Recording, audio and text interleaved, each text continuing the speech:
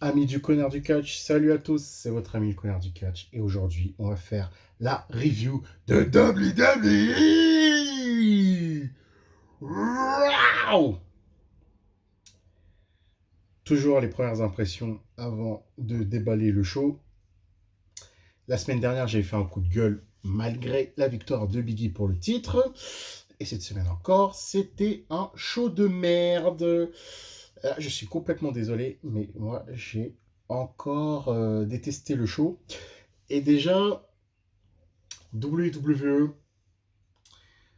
ils se foutent de notre gueule. Ils se foutent de notre gueule parce que ce week-end, je m'étais fait la réflexion après avoir regardé SmackDown et tout. Je me suis dit, mais merde, quand tu pensais à la carte de Extreme Rules, mais tu dis depuis tout ce temps, il n'y a toujours pas de match extrême. Il n'y a toujours pas de match à stipulation. Genre un Ladder match, un Extreme Rules match. Et au final, apparemment, je crois, j'ai vu sur Twitter que les scénaristes de la WWE n'avaient pas eu le temps de booker, euh, de booker Extreme Rules, de booker des stipulations. Donc là, ils ont changé le nom du pay-per-view, je crois. Hashtag No Rules, un truc comme ça. Donc ça veut dire, je pense que ce dimanche, tous les matchs qu'on verra à No Rules, bah, on ne sera pas étonné qu'il y aura des coups de chaise et l'arbitre ne dise rien. Et par contre, il y a un truc que j'ai bien aimé ce soir et que de toute façon on va en parler directement parce que le kick-off commence avec l'arrivée de Biggie et du New Day ensemble qu'ils arrivent. Et très touchant Biggie, très touchant qui remercie les fans de la WWE de l'avoir soutenu, d'avoir cru en lui. Et il fait une petite dédicace là-haut à Brody Lee. Franchement, c'était émouvant, c'était émouvant. Et après, on attaque le vif du sujet. Ça m'a étonné direct. Dès que le New Day, on commence à casser du sucre sur la Bloodline, bim, qui arrive la Bloodline, Roman Reigns. Allez, juste pour les kiffs, juste pour les kiffs, les gars, on va se faire ça. On va se faire cette musique incroyable. Oh là là.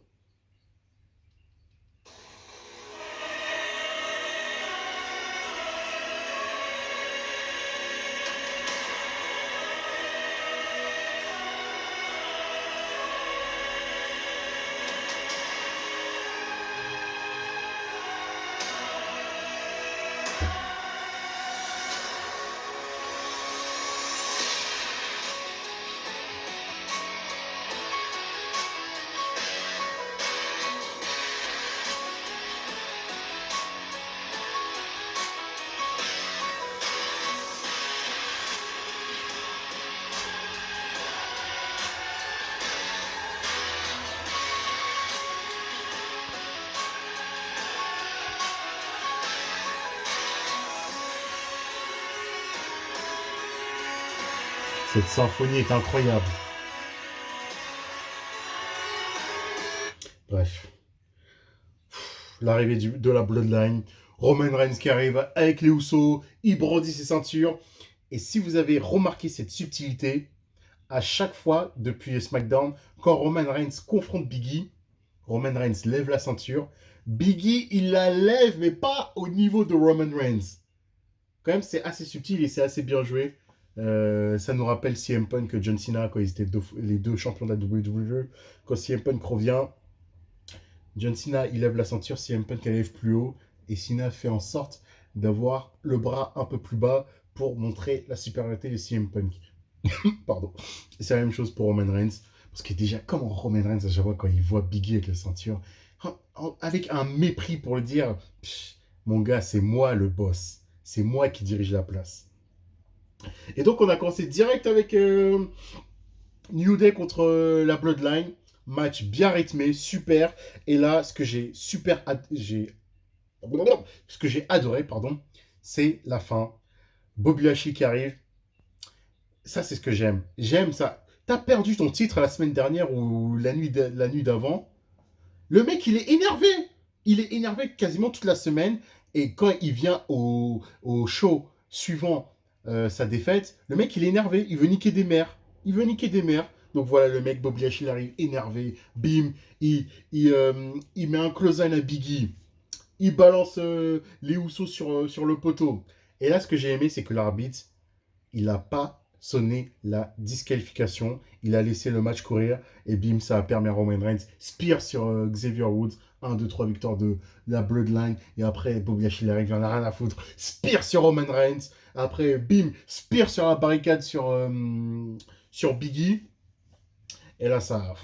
Là, franchement, j'étais confiant. Le show commençait bien. Mais je me disais, attendez, le Six-Man Tag, il était en kick-off, mais c'est quoi le main event alors? Et donc, on arrive en coulisses. Là déjà ça, le show, il a commencé à me perdre parce que là, je ne comprenais pas ce segment. Pourquoi? Quand Bob Lashley va voir Adam Pearce et Sonya Deville, je ne comprenais pas ce qu'il voulait, où il voulait en venir. Quand il dit, ouais, vous avez vu ce que j'ai fait, hein? Vous avez vu ce que j'ai fait? J'ai démoli le championnat WWE, j'ai démoli Biggie en même temps. Alors que la semaine dernière, c'est injuste. J'ai dû défendre ma ceinture alors que j'étais blessé. Donc déjà, un truc incohérent. Il y a 5 minutes, tu viens de niquer tout le monde. En plus, t'as tapé un sprint jusqu'à la barricade pour mettre un spear à Biggie. Tu dis genre, je suis encore blessé. Ne nous prends pas pour des cons. Ce soir, je veux affronter Roman Reigns et Biggie en même temps. J'en ai rien à foutre.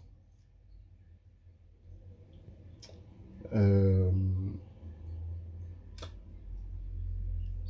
Quand j'ai regardé les choses, je me dis, tu voulais peut-être pas dire, je veux affronter Biggie ce dimanche à No Rules. Parce que, comme tu le disais précédemment dans ta promo, que Biggie, tu peux le battre en 1 contre 1 et tout, il t'a pris en traître parce que tu étais blessé. Pourquoi là, ce soir, tu demandes un three-way? Déjà, l'écriture était incompréhensible. Bref, ensuite, bon, on va passer au prochain match, mais rien à foutre. Doudrop contre Eva Marie.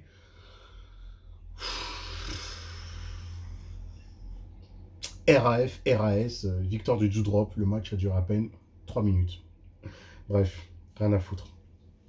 Ensuite, il y a Biggie qui arrive en coulisses aussi, les furieux. Bim.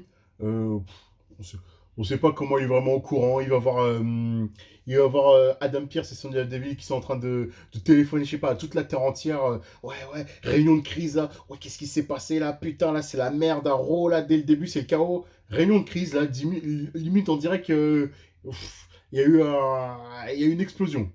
Et il y a Biggie qui arrive aussi énervé. Ouais, make it happen tonight. Moi aussi, je veux un three-way match entre Bobby Lashley, moi et Roman Reigns. D'accord. D'accord. Attendez.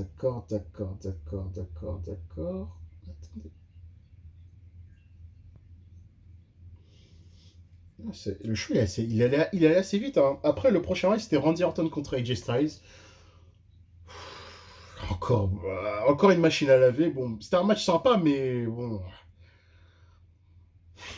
machine à laver encore, victoire de Randy Orton. Un truc assez rigolo quand AJ Styles était pareil pour son phénoménal forearm. Orton, il attendait pour le RKO. Ah, les deux sont vifs. Ah, je t'ai grillé. Ah, moi aussi, je t'ai grillé. Hein. Ah, quand même, bim, DDT, RKO, 1, 2, 3, terminé. Oma aussi s'était fait virer avant par l'arbitre. Donc voilà, le RK-Bro continue leur poursuite tranquillement. Ensuite, on a eu un match entre Shayna Baszler et Nia Jax. On va passer directement à la fin parce que la fin était, je suis un peu partagé entre la gênance et ouais, c'était quand même pas mal bien fait parce que là officiellement Shayna Baszler, Nia Jax, c'est terminé. Sortez les mouchoirs, bah c'est triste. Hein. Rest in peace la team Jax Baszler. C'est comme ça, c'est la vie. Shayna Baszler a gagné avec son Kirifuda clutch. Et à la fin du match, elle a fumé Nia Jax. Elle lui a travaillé le bras. Elle l'a coincé contre le poteau. Coup de pied, bim. Et Nia Jax qui a hurlé comme une folle. Mais elle a bien. Moi, je trouve que. Ah, les gens peuvent trouver ça gênant, mais moi, quand même, ça m'a fait un petit truc. Ça m'a fait un peu de peine. Ça m'a fait, oh putain, merde. Nia, non. Shayna, même Shayna, quand elle l'a fumé, elle se tenait la tête entre les deux mains en se disant, putain, merde, qu'est-ce que je fais en fait là? Qu'est-ce que je fais? C'est la fin d'une belle amitié, et puis voilà. Voilà. Vous serez à jamais dans nos cœurs, Shayna et Naya. J'espère que vous allez continuer en solo. Ensuite, un bon match par équipe, moi j'ai bien aimé. Un match assez court, quoi. 6 minutes, je crois. 6 minutes. Angel Garza et Humberto Carrillo qui ont battu Mustafa Ali et Mansour. Ali, comment Ali s'est mangé le poteau de la part de Angel Garza. Quand il a attrapé la tête d'Ali. Fla. Ah, ça faisait mal, ça faisait mal. Franchement, ça faisait mal. Ça faisait mal. À première vue, là, quand vous me voyez parler du show, vous croyez que je suis enthousiaste et tout, mais. Moi, j'ai pas trop. J'ai toujours pas trop aimé le show. J'ai toujours. Putain, en finale, en fait. Non. Non. Wow. Non. En fait, ce que j'ai. En fait, pour ce que je. Les matchs étaient assez bons comparé à la semaine dernière où j'avais vraiment gueulé parce que les exécutions étaient vraiment mal faites. Mais en fait, dimanche à Extreme Rules, No Rules. Et quand je dis que le show, il est pas bon, c'est parce qu'en fait, déjà, on n'a pas de match pour, pour l'histoire WWE. Comme il n'y a pas eu d'annonce ce soir. Et c'est pour ça, en fait, il n'y a pas eu d'avancement dans les storylines. Et est-ce qu'on peut faire vraiment une vidéo ou même là, après le show, un pronostic du Extreme Rules, de No Rules. On connaît même pas les matchs. À part Bianca Belair contre Becky Lynch, le début contre Roman Reigns, et après Priest contre Jeff Hardy contre Sheamus, et Alexa Bliss contre Charlotte. Mais après, c'est pas. La carte est incomplète. Elle est incomplète. Et de toute façon, à la WWE, on connaît, hein, à chaque fois, à la dernière minute, ils vont changer plein de choses. Donc, c'est pour ça que pour moi, normalement, à chaque fois, un show avant un pay-per-view, c'est un go-home show qui doit vraiment te donner la hype pour No Rules. Et j'avais pas. C'est pour ça que le show, je l'ai pas eu parce qu'il m'a pas donné la hype pour No Rules. Là, je me dis pas dans ma tête, putain, dimanche, il y a No Rules là. Le lendemain, je me réveille, clac, à 5 heures du matin pour regarder tranquillement avant de commencer le taf. Non, dimanche, là, je me dis, ah, putain, il y a No Rules. On va quand même devoir regarder et regarder pour voir si vraiment on sera surpris. Mais bon, bref. Angel Garza et Humberto Carrillo ont gagné. Après, il y a Nikki H et Rhea Ripley qui arrivent sur le stage. Assez émouvant quand même. Hein. Rhea Ripley, tu sentais qu'elle était vraiment, vraiment émue quand avant d'entamer leur match par équipe, qui était mauvais. Leur match de championnat contre Natalia et Tamina, on en parlera dans un instant, qui était extrêmement mauvais, comme la semaine dernière lors de matchs contre les champions. Mais elles ont parlé de leur combat pour Connor Scure et tout. Et Rhea Ripley, quand même, était vraiment émue. Et franchement, moi, j'ai trouvé ça beau. On peut critiquer la WWE pour tous leurs choix, blablabla, mais quand même, ils font des bonnes choses. Hein. Franchement, ils font des bonnes choses et il faut le souligner. Et quand même, ça m'a fait quelque chose. Ça m'a fait quelque chose de leur discours, quand même. Mais après, on passe au match et le match était complètement pourri. Euh, Comme dirait notre ami le GOAT, Stewie. Natalia qui fait partie maintenant de la Roll-Up Zone. Espérons que notre cher ami Stewie reprenne les reviews de Raw, les Raw recap comme ça. Je me régale quand il nous fait ce montage-là. Natalia, welcome to the Roll-Up Zone. Donc voilà, elle a fait partie de la roll-up zone de Sturi à Natalia. Elle a perdu sur un petit paquet, small package. Victoire de Rhea Ripley et Nikki H, qui sont les nouvelles championnes par équipe. On n'en a rien à foutre et le match était mauvais. Ensuite, le segment entre Charlotte et Alexa Bliss, qui apparemment, au moment de ce segment, qui a fait entamer la troisième heure d'Euro, a fait partir beaucoup de spectateurs. La nuit. C'était où déjà?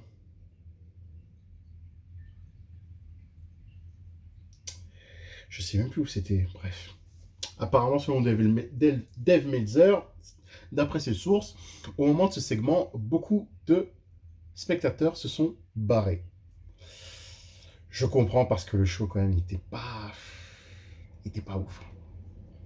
Mais ce segment était pas mal, assez redondant comparé à par rapport à la semaine dernière. Toujours, hein, Charlotte qui... Charlotte, franchement, c'est... Charlotte, elle est vraiment c'est vraiment une rappeuse, hein. Pour moi, c'est une rappeuse, Charlotte. Elle prend le mic, elle te met à l'amende en deux, trois phrases, elle drop de mic et puis c'est bon, c'est terminé. Quand à un moment, elle lui dit à Alexa Bliss, elle dit quoi déjà? Attends.